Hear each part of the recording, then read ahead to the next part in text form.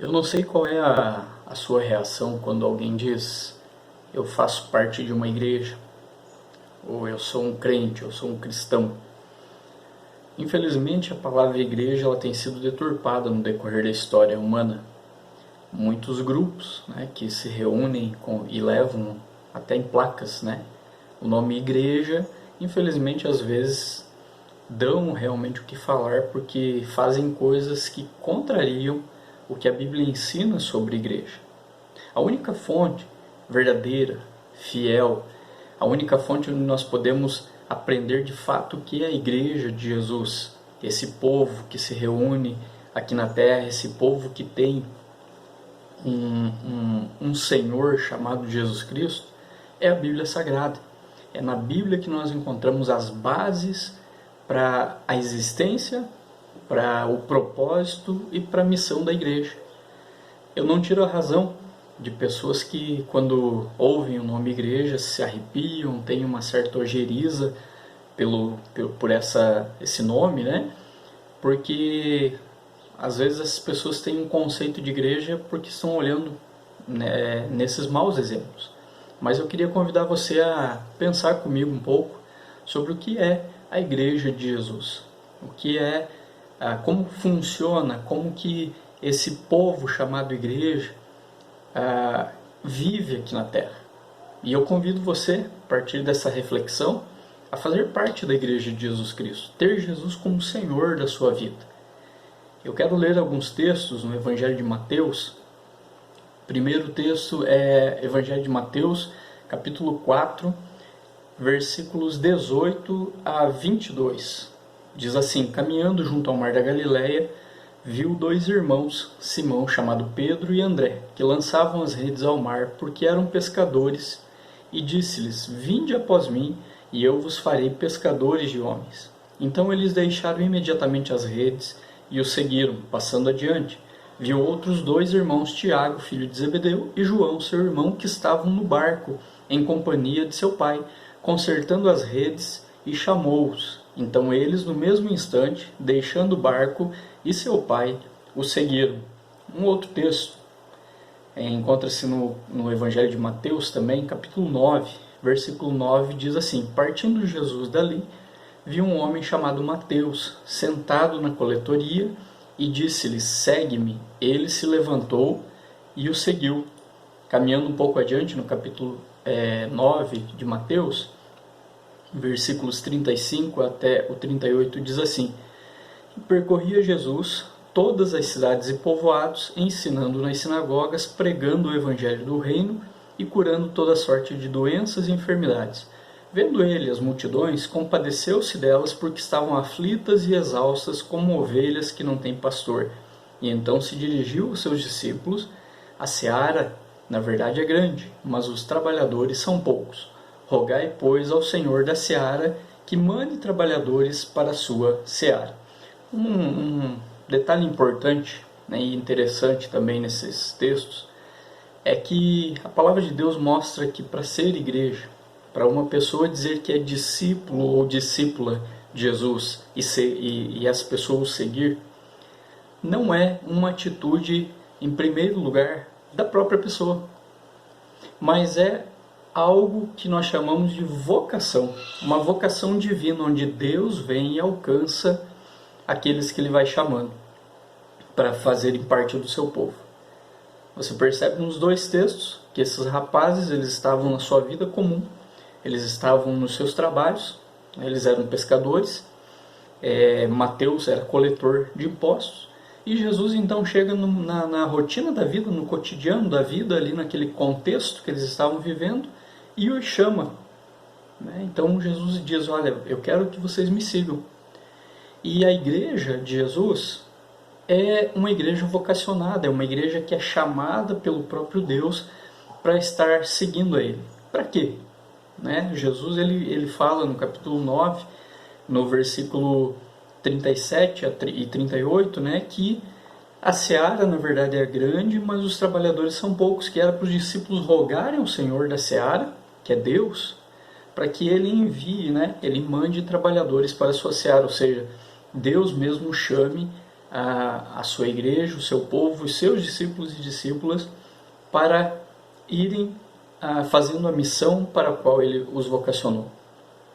Uma coisa que nós devemos pensar sobre a igreja é que a igreja ela não é uma invenção humana. Muitos por aí pensam que a igreja ela foi inventada por seres humanos, talvez para que ela fosse um curral de pessoas onde nós poderíamos implantar ideias e essas pessoas então fossem escravizadas por essas ideias. Até alguns personagens na história, um chegou ao ponto de dizer que a igreja é o ópio do povo, a religião é o ópio do povo, e por consequência a igreja, como sendo um instrumento religioso também, seria um lugar para anestesiar a pessoa da realidade da vida real. Mas nós sabemos pela Bíblia que não é assim. A igreja não é uma invenção humana, ela é um projeto divino. Deus, desde a eternidade, já projetou ter um povo, já escolheu um povo para ser seu. Como diz o Evangelho de João, Deus vai chamando essas pessoas no decorrer da história como filhos e filhas dele. Nós passamos então a fazer parte da família de Deus, porque a igreja não é uma invenção humana, a igreja é um projeto divino. Eu até entendo que pessoas pensam assim, mas as pessoas que fazem parte da igreja, muitos estão ali com objetivos errados, com propósitos errados. Sim, às vezes isso acontece não só na igreja, acontece em uma empresa, acontece em uma faculdade, acontece em qualquer lugar, um ciclo familiar, mas como projeto divino, o que a Bíblia nos ensina é que Deus vocacionou essa igreja e Ele vai chamando os seus no decorrer da história. Isso é uma afirmação bíblica, não é também um argumento humano, é o que a Bíblia diz. Outra coisa que nós podemos pensar e devemos pensar é que a igreja não é um prédio. A igreja de Jesus se reúne em prédios, não é errado. Tem pessoas que são contra você estar se reunindo num prédio, quando eu digo prédio, um local físico, não é errado. É muito bom nós podermos ter condições de ter um local para estarmos louvando, adorando a Deus em comunidade, apesar de hoje estarmos com algumas restrições, mas não é errado isso. O que é errado é eu confundir e achar que a igreja é o prédio, quando na verdade no prédio a igreja se reúne, ou a igreja pode se reunir. A palavra igreja, no grego, que a Bíblia, no Novo Testamento, especialmente no Novo Testamento a Bíblia usa, é uma palavra chamada eclesia. É um verbo que está no plural, que significa chamados para fora. Não é chamados para dentro, ou para que vivam para Deus dentro só de 4 paredes. Não, mas pelo contrário. Quando nós podemos nos reunir, por exemplo, num prédio, e espera-se que toda igreja que se diz cristã seja assim, é para que você vá a esse local, em comunidade, aprender ali num pequeno ou num grande grupo, aprender a palavra de Deus, e você sair para fora contando sobre o amor de Deus, sobre Jesus Cristo, sobre como é a vida de uma pessoa que se diz discípulo ou discípula de Jesus. Então a igreja, ela não é uma invenção humana, ela não é o prédio em si, mas é um projeto divino e é um povo que foi chamado por Deus e é chamado por Deus para sair das 4 paredes e viver de fato o Evangelho, a palavra de Deus na sua vida rotineira, na sua vida cotidiana. Outra coisa que nós podemos pensar é que a igreja não é uma placa denominacional. Eu costumo dizer que a placa que existe nos prédios das igrejas identificam o que aquela igreja crê, identificam quais são as bases de fé, o que aquela igreja entende sobre o que a Bíblia diz sobre determinados assuntos ou diversos assuntos. Por exemplo, o que aquela igreja, por causa do nome que ela carrega, entende sobre quem é Deus.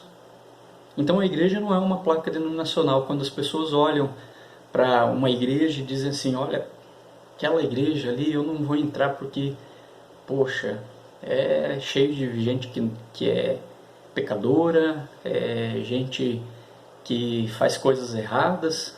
Diz um texto um pouco antigo, né?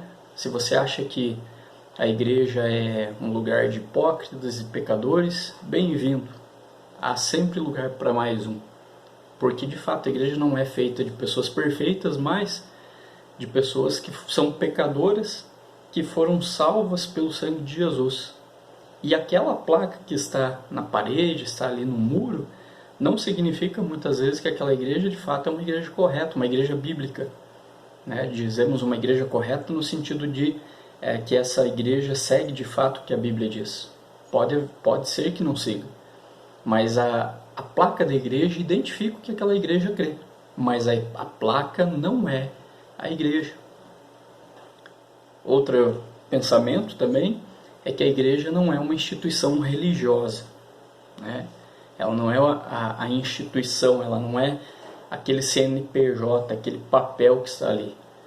Porque na instituição religiosa você tem a opção de ir ou não ir. É igual um clube.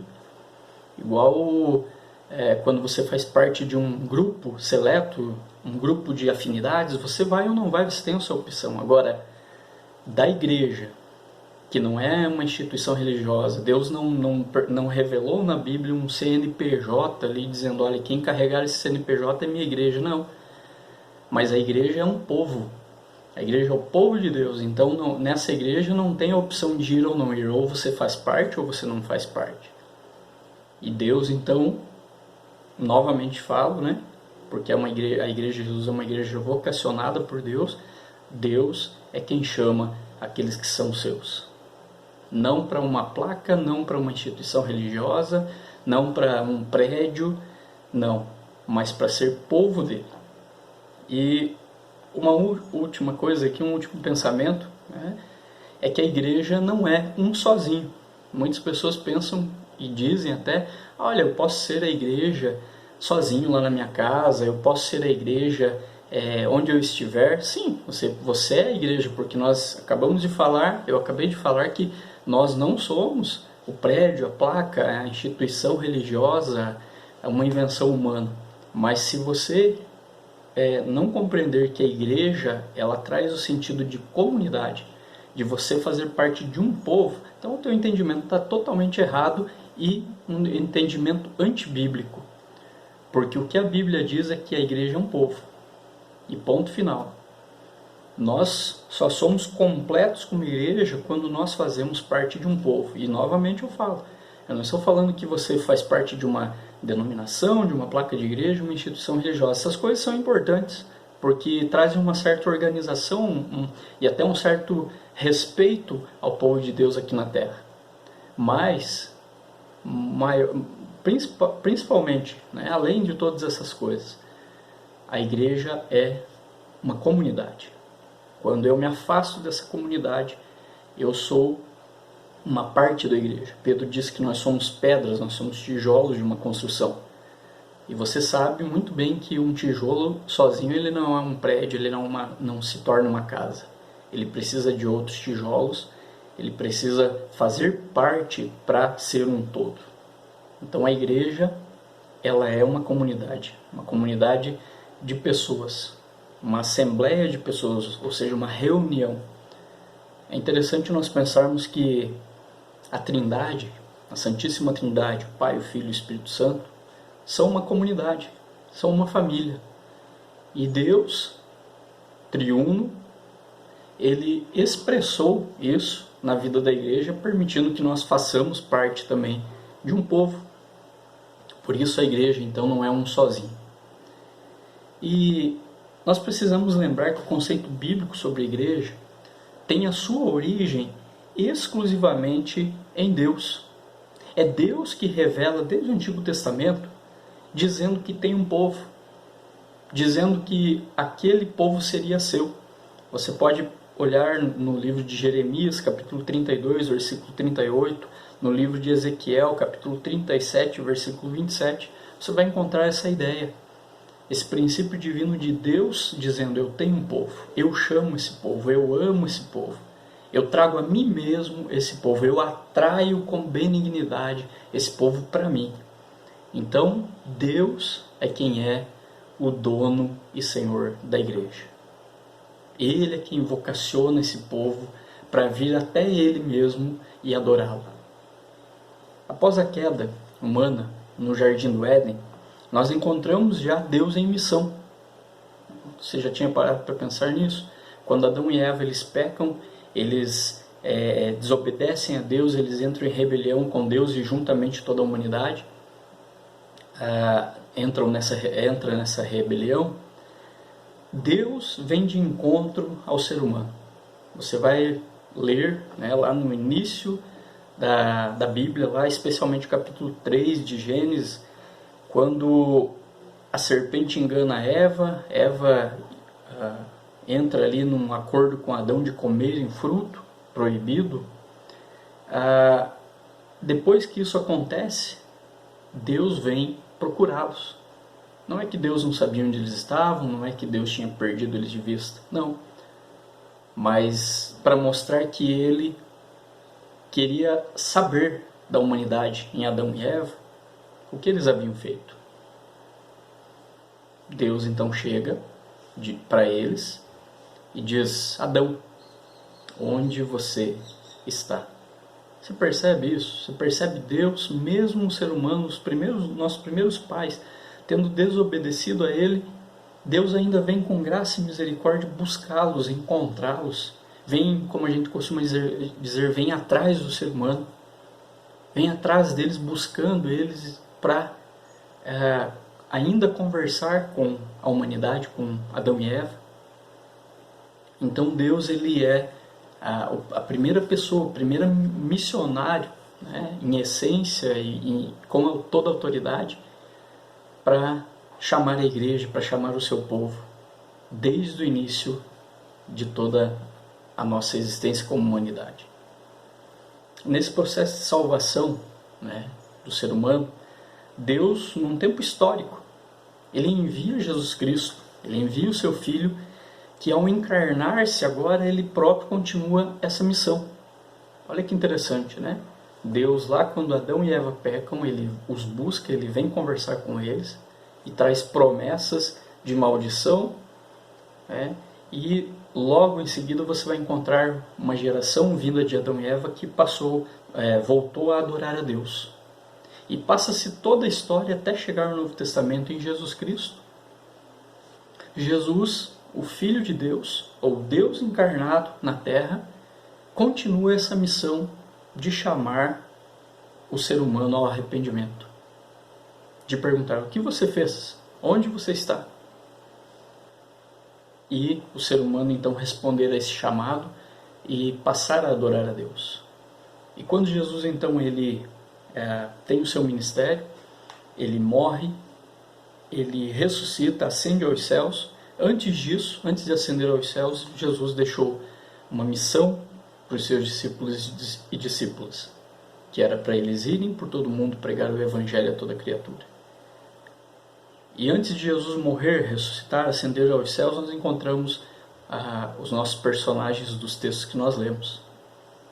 Homens comuns como você e eu, pessoas comuns, imperfeitas, mas Jesus vai em busca dessas pessoas. Veja que não foi, por exemplo, o Pedro, o André, que viram Jesus passando e disseram, ô Jesus, a gente quer te seguir. Não. Os textos afirmam que Jesus foi especificamente até eles e os chamou.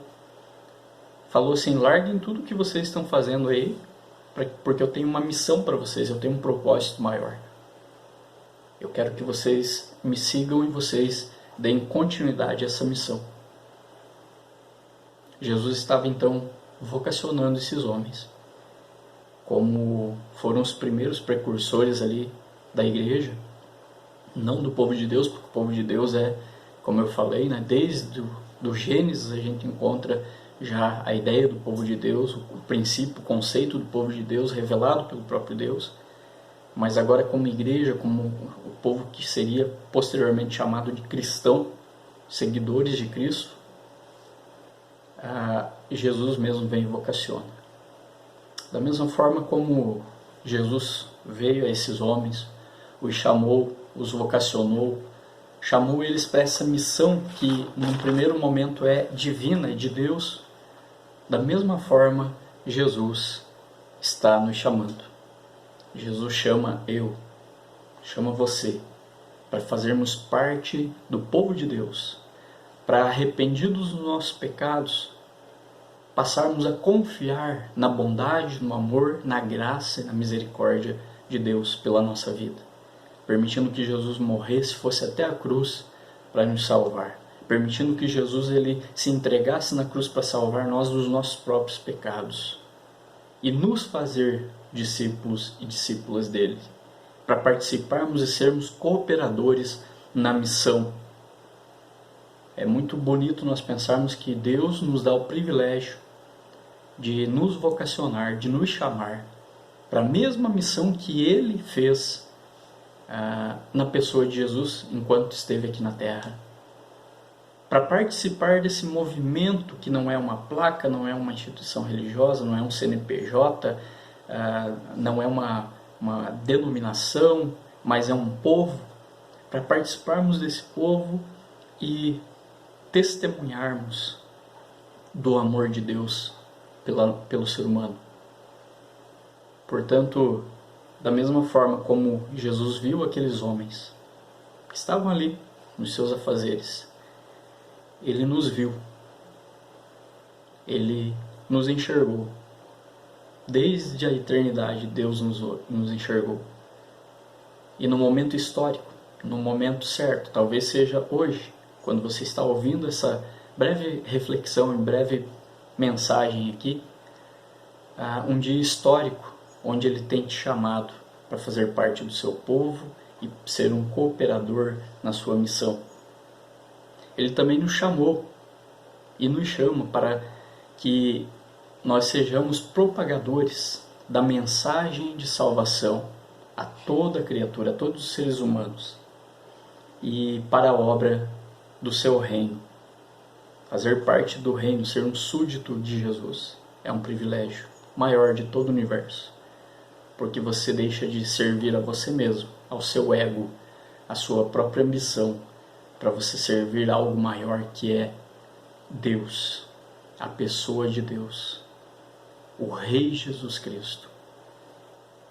Ele nos vocacionou. Essa é a mensagem que nós aprendemos no chamado desses rapazes, que nós lemos nos textos de Mateus. E o próprio Senhor trabalha em nós para isso. Ele falou que Ele os faria pescadores de homens. Não dependeria deles mesmos, mas da capacitação que Ele daria para eles. E Jesus capacita a sua igreja, porque Ele vocacionou a igreja. Ele chamou os seus e chama os seus. E Ele dá capacidade para que nós possamos cumprir essa missão. Somos a igreja de Jesus. Se você que está assistindo esse vídeo, talvez diga no seu coração assim, mas eu não faço parte da igreja, eu não conheço esse Jesus, eu convido você a conhecê-lo, a ler o Evangelho, a ler a Palavra de Deus, a ler a Bíblia Sagrada, a ler os Evangelhos, para que você venha conhecer quem é Jesus Cristo, para que você venha ter aquela vontade que é dada por Ele mesmo, para fazer parte da igreja. Não olhe para a igreja ou igrejas ao seu redor que só tenta extorquir as pessoas, ludibriar as pessoas, se aproveitar da fé das pessoas. Mas olhe para aquilo que a Bíblia diz sobre o que é igreja.